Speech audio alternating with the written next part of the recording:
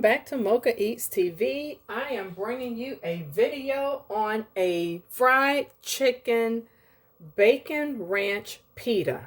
And it's not going to be a pita pocket because I'm not going to split it. I'm going to leave the pita pocket whole. I'm sorry, the pita bread whole. So I'm going to get some butter melted, heat that on both sides. Then this is just Publix fried chicken cut off the bone, and this is 3 drums. To that, I'm going to add some Trinity mix, and I'm going to saute everything together and add some roasted garlic, pepper, and seasonings. So I'm going to literally put this in my convection oven and toast it. So I'm going to spray both sides and get that heated.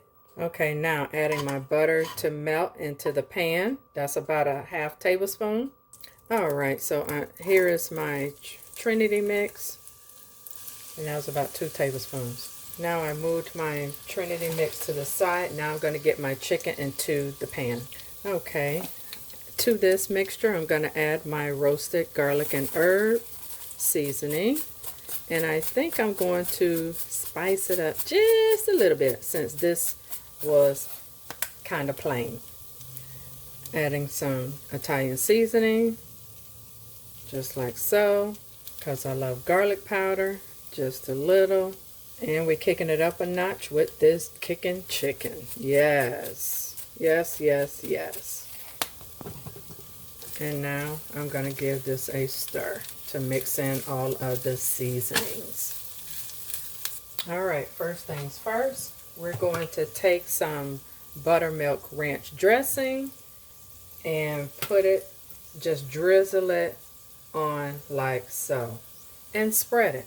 To this, we're going to lay down some cheese, of course. So we have bottom cheese and we're going to have some top cheese.